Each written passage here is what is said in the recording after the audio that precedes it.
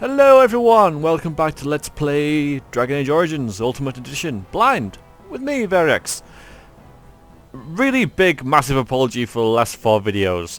Like I said at the start of the drama, massive raw fraps file, couldn't process it, did the best I could, resulted in semi-par, all my footage is under par, not semi-par, under par, but even the quality of the video wasn't very good, so really sorry for that. To prevent that happening again, I'm going to restart fraps every hour, so if you hear this, that is a timer that I'm going to set for like every hour or so, which I'm doing right now, and every time it goes off, I am going to restart fraps. So just so you know, if you hear that little ding in the background, that's just me restarting fraps, so that never happens again. It's bad. Anyway, on with the game. So we travelled to the town of Redcliffe to seek out Al Eamon, the late Kaylin's uncle, but we discovered that Al Eamon was poisoned by the apostate mage Jowan and his son Connor. And that his son Connor, being possessed by a demon, and was an abomination, so it was all pretty bad. But we allowed Joan to send myself into the Fade, where I defeated the demon that controlled Connor. Al Eamon is still sick, however, and in need of a cure. Let's go ahead and load that up. And we sacrificed Isolde in order to get there. Well, she basically volunteered, and in my wisdom, I decided that was the best way to go. Whether or not it was, I don't know, but my character is not perfect. He is flawed, like any human, and this is not a perfect run-through. If it was, I wouldn't be playing it. So, I hope that all adds to the charm and isn't too annoying. Okay then, let's get rid of that. So, there's a couple of things left in here. For example, this. Yeah, so Valina has probably perished along with the other servants while the demon still control. Owen should be told of her fate. So, yeah, I didn't really expect to see that, but it does make sense. It seems that I finished the quest possibly too early and just didn't find Valina. Poor Owen, huh? And then we have this, which is sort of the next thing on the list, except for the fact that, yeah, in Denerim. But we'll go through this. The medicines and magic have failed to cure Al Eamon, who's there. Who slips close to death each day. You have been told that the urn of sacred ashes containing the ashes of the Maker's prophet Andraste has legendary healing powers. Lady Isolde sent her knights out in search of the urn, but so far they returned empty-handed. If Al Eamon is to have any hope of recovering, Andraste's ashes must be found. Locate the Chantry Scholar, Brother Geventi. Yeah, I know it was in the last video, but the last video was not a couple of days for me, it was a week. So in Denerim, he's the only man in Ferelden who was actively researching the urn. You'll have important knowledge to share with you. But Denerim is there. Oh, okay. Lotharen is now a skull and crossbones. Looks like I won't be going back there. Destroyed by a darkspawn. Okay, that's... Oh, look, it's getting all black and stuff. That's really good. That's amazing. It's not really amazing, but it's not something I as I really expected, except it really should have been. Because, yeah, the darkspawn are spreading. Really nice. I must have heard of that from some people in the castle. That's happened. Oh dear. Lothering has been destroyed. So possibly going back this way is not an option, because if we heard Lothering is destroyed, probably should make our way towards the Circle Tower.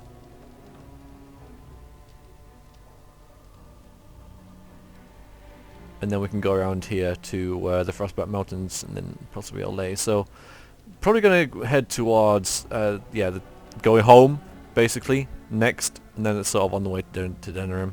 So our road sort of goes that way, as far as I'm concerned now. We are going to leave here and well, have a little look around first. There's a book. Let's read the book. The book is First Blight Chapter 2.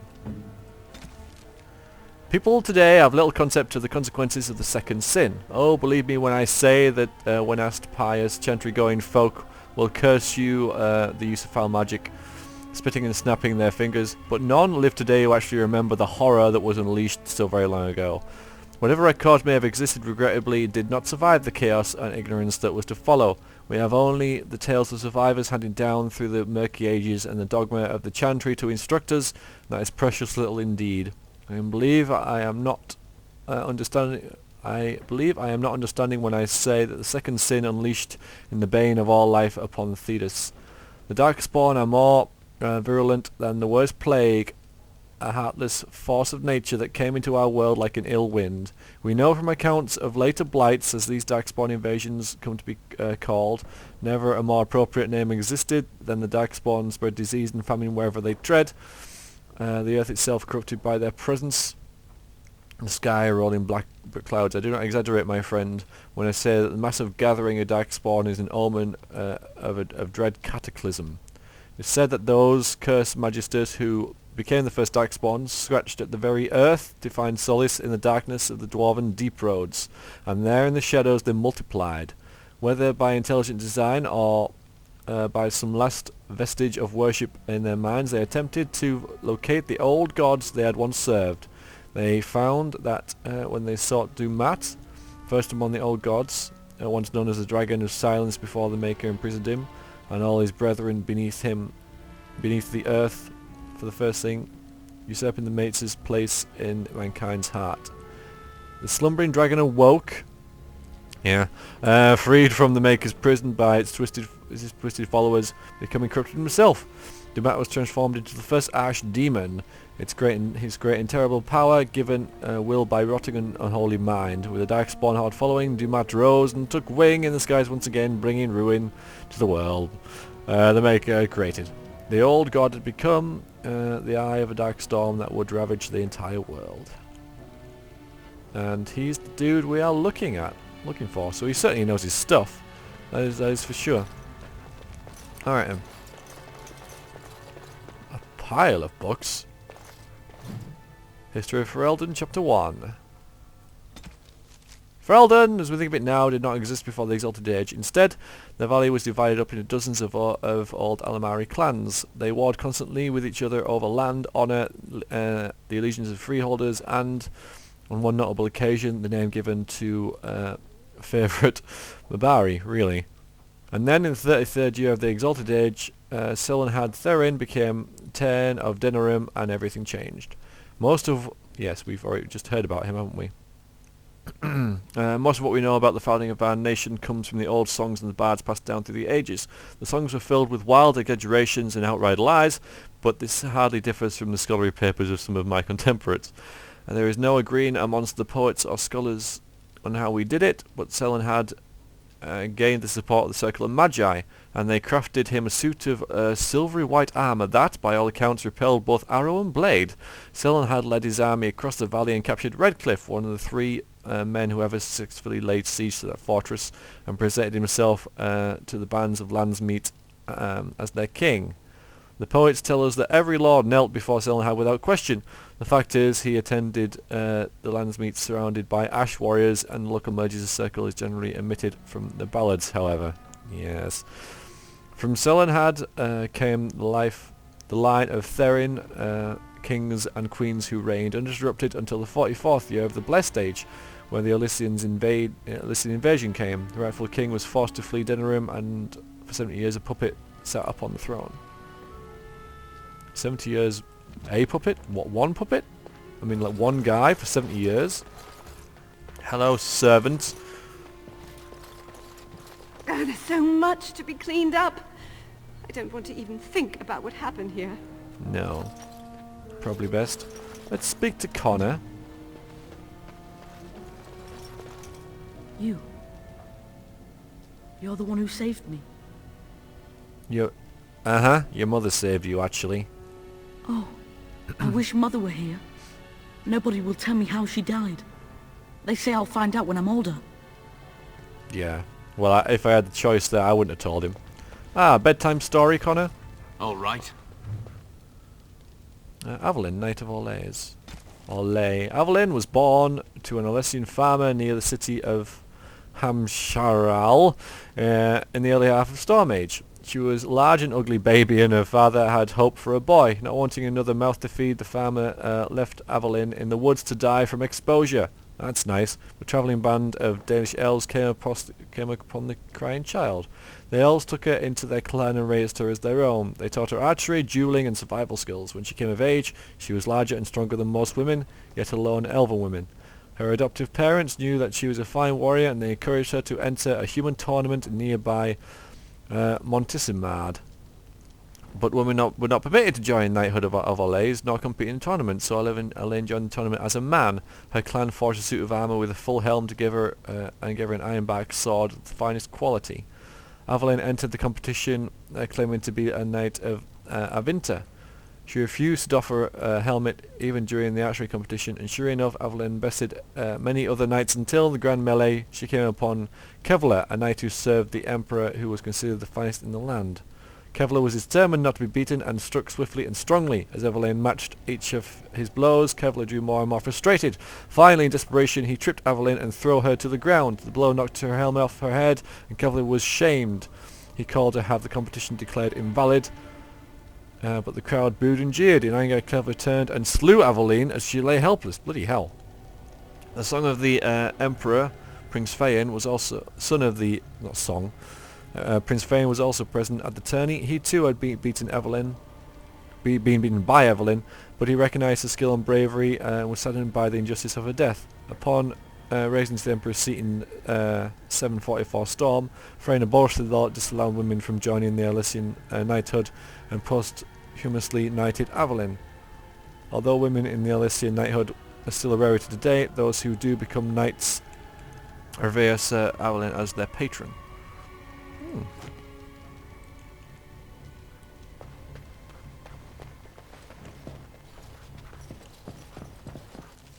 Oh boy, I don't like it when it does that.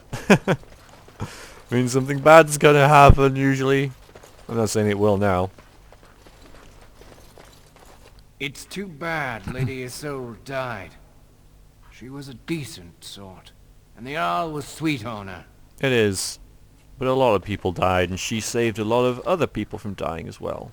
I wonder what happened to all the other castle servants that were here. Do you think they all died? Or did they run away? You need to use a mop or something, rather than your bare hand. I know, nitpicking. It's too bad Lady Isolde died. Uh-huh. She was a decent sort, and the Earl was sweet on her. A vault? Allow me. I could do that for you. No, it's not. Even though... No. Bad Variax.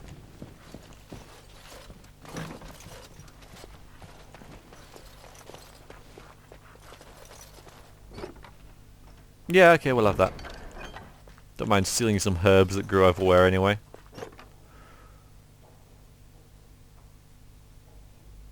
Okay, gift. Alamari clans. Alright, we'll have that as well. Haven't found much use for gifts yet, but I think we're still in sort of the semi-stages where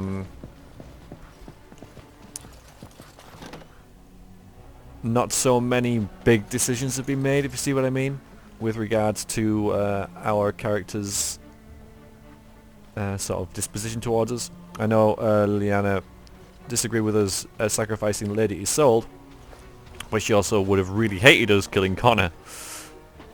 It will take years to sort out the castle properly, if we even get the chance. While you're down there, love, tie my shoelaces. I hear you saved the Earl's son. That's got to count for something. Well, you'd have thought. Ooh, well, again. It's another gift. And, you know, I know, I'm looting the castle and it's all, like, getting back on its feet and stuff. We'll take it as my due, I suppose. Allow me. Maybe I won't go could do that picking for locks, though, hey. Journal of the Tranquil. This should be an amazing read. Some laugh at me, I no longer mind. Once upon a time I studied as they did. I learned under the tutelage of the enchanter and attempted to master the art of bending magic to my will, and I did well enough, knowing that I know that I struggled. I saw the way the enchanter looked at me, the sidelong glances of worry and disappointment. While the other apprentices were conjuring fire, I could barely light a candle.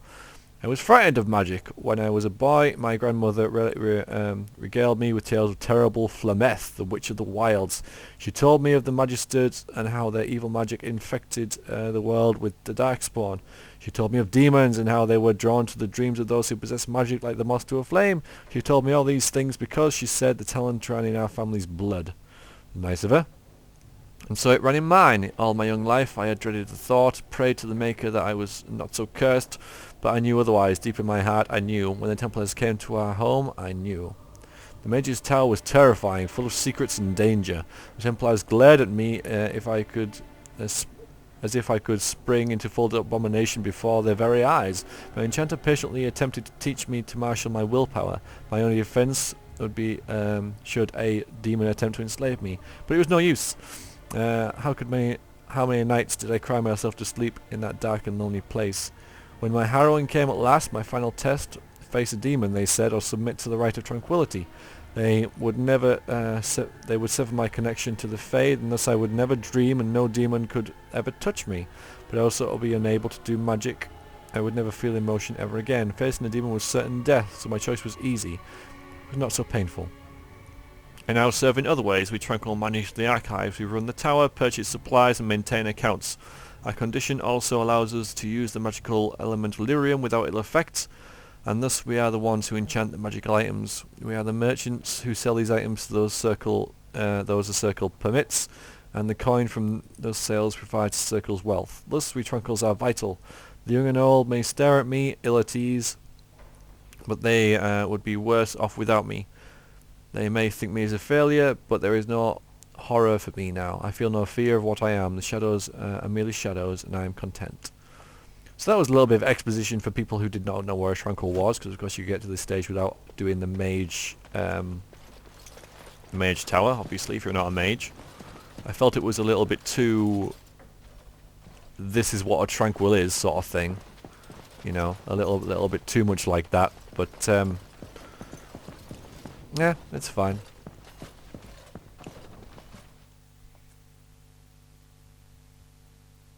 Watch out for foes with coloured names! Will do. I will fail against them all regardless. Alright.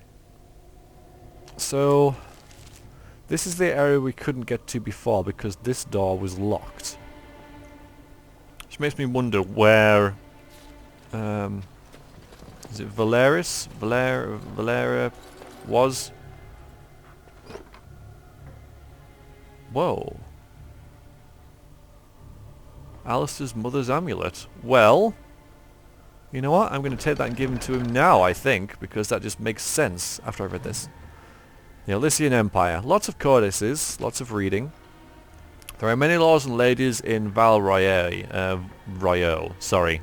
And I mean this literally. Once the system of noble light titles in Orlais was labyrinthine. There were barons and baronet and baronesses and baronets and sir barons and a horde of others, each with his own origins and its own nuances of comparison. The Orlesian aristocracy is ancient and much given to competition. The nobility play the grand game, as it is known, whether they wish to or not. It is a game of reputation and patronage, where moves are made with rumours and scandal is the chief weapon. No gentle game this. More blood is being drawn as a result of the grand game than any war in Orlesians have fought. Of this I am assured by almost every gentleman here. As far as titles went, everything changed with the coming of Emperor Draken, who established the Orlesian Empire as it exists now, and who created the Chantry. There are no more venerated figure in Orlais in Val Royeaux. The statue of Drakon stands as tall as the statue of Andraste.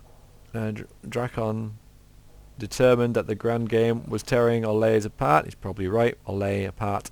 So he abolished all titles beside his own. and Lord and Lady. Hey, lords and ladies. I'm told with some twittering amusement that his actions did not end the grand game as Drakon had intended. Now the lords and ladies collected unofficial titles rather than official ones, such as the exalted patron of Tassius Clay, or uncle to the champion Tremes. It is a headache to remember such titles, and one winces to think of the poor dormant at the balls who must rattle them off as each guest enters the room. The aristocracy is different from Ferelden in other ways as well. The Orlesians' right to rule stems directly from the Maker. There exists neither the concept of rule by merit nor this latest notion of rebellion. If one is not noble, one aspires to be, or at least aspires to be in the good graces of a noble, and is ever watching for a way to enter the patronage of those better placed in the grand game. And then there are the masks and the cosmetics. I have not seen such paint since the kennels at High Ever. That is another story. Right, so let's see about this then. Plot items? Nope. Other.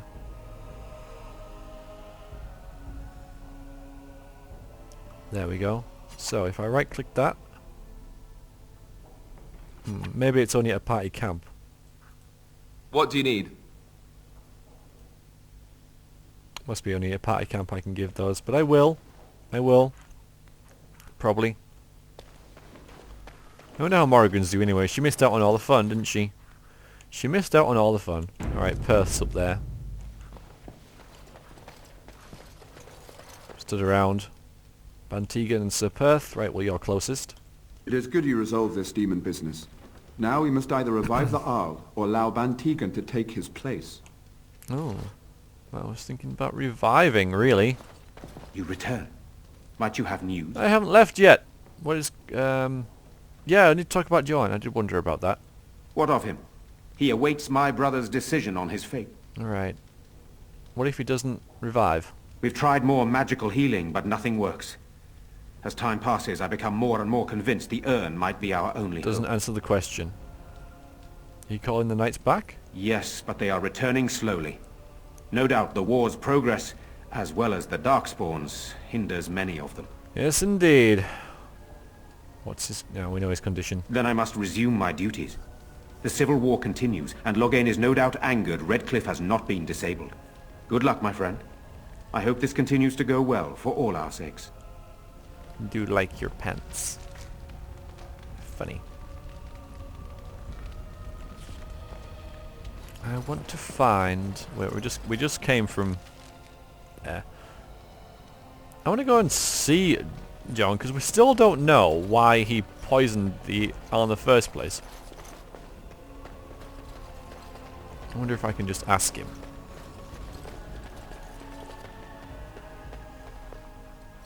Not that way though, is it? Or is it? No, it's not that way. No, it's back the way we came. Hi. I wonder what happened to all the other castle servants that were here. Do you think they all died? Or did they run away? They ran away. Probably. Oh, there's so much to be cleaned up. I don't want to even think about Yeah, what sorry about that. I can't help but feel responsible for some of the mess. But you know, I mean, these things happen when you're battling Darkspawn. These things happen.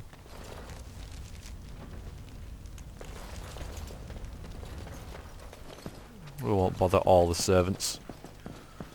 They're trying to get some work done and we're just like, hi, how you doing? You alright? And they're all like, no. He was in here, wasn't he? I wonder if he's... back. Yeah, I need to talk to you, man. They're keeping me here until the Arl revives. Yeah, right. If he revives. Okay. I suppose that's the... Let's leave out the front way. I know I'm running around a lot here. I was just wondering whether, you know, I could actually speak to Joan about what the hell he's actually, you know, why he's poisoned the Arl. Because we know that the demon made a deal with Connor.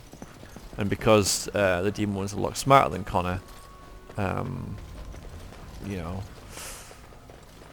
Connor was able to be quite manipulated and the demon got a very good deal out of him. but we don't know why Jowan's here in the first place.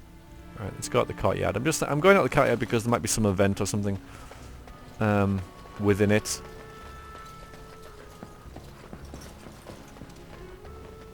It's unlikely, but it might happen. Huh. It's a shame about Owen's daughter, but yep, seems that I missed her.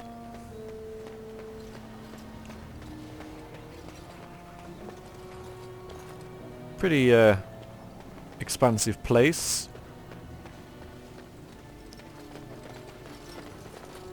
Right, we're going back to the village.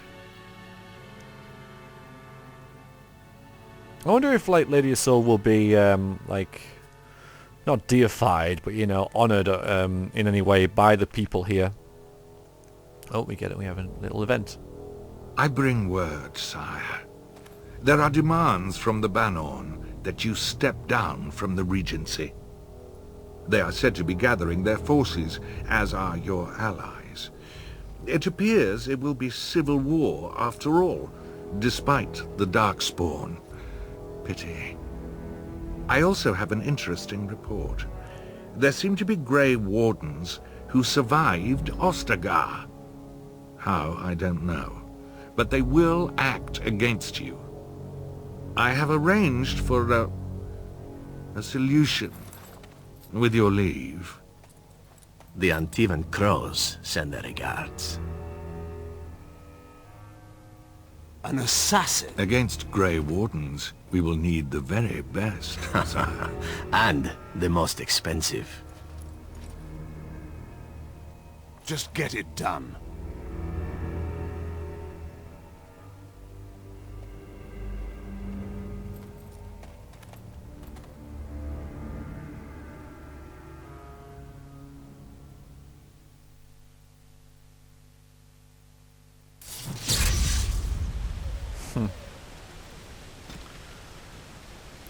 Yeah, so the Crows send their regards. The voice actor that sound amazingly like Puss in Boots. Forget the actor's name. Yep, forget it. Not going to dwell on it. But Puss in Boots is after me. Oh no! Yeah, I'm sure he's very dangerous. Between the Divinity Empyrean and Riven, the Free Marches sits the nation of Antiva. Although it possesses few resources of its own, Antiva's location makes it a centre of trade in the north, and the capital, Ambida City, is the wealthiest in the world. Antiva has virtually no army. The monarch area is too weak to support one. Most Antivans would be hard-pressed to even name the current king, and as the true power lies in the hands of a dozen merchant princes, each with a personal army, and each locked in a constant struggle of power against the others. Anyone would think that Antiva would not be a ripe target for invasion by one of her neighbours, but even the Qunari leave Antigua alone. For one very good reason. The House of Crows, the most efficient, most feared and most expensive guild of assassins in the world, calls Antiva their home, and their reputation alone defends the borders. Wow, that's pretty badass then. Got some updates as well. So this is Arl, Red and Howe. The Arling of Amarthine winds along the sinuous northeastern coast of Ferelden, the waking sea, known for its temper and the storms that sweep in from the warmer northern wastes are sudden and brutal. These lands of Red and Howe. He was born during the occupation, and like many of the nobles at the time, joined Prince Maric's rebels. He fought alongside young Bryce Coastland, future Chern of High Ever, and Leonis Bryland, the future Arl of South Reach, in the bloody Battle of White River. It was the most catastrophic defeat of the entire occupation, from which only 50 rebel soldiers escaped alive. Though he was decorated for valour of King Maric, Howe's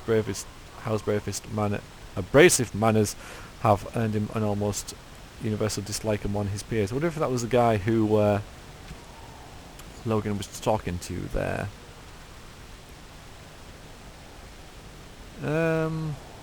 Alright, where are we up to? He fled the field, he returned to Durham, declared himself the regent. His actions sparked civil war. Logain supporters found themselves fighting their neighbours who blamed Logans for the death of the king, as well as those who simply wished to take advantage of the power vacuum. So yes, now we have everybody fighting against everyone with a blight in the midst. Brilliant. Things are not going well, currently. We have a lot of things to fix. And I'm the guy that has to do it. Ah, we're screwed. We are screwed.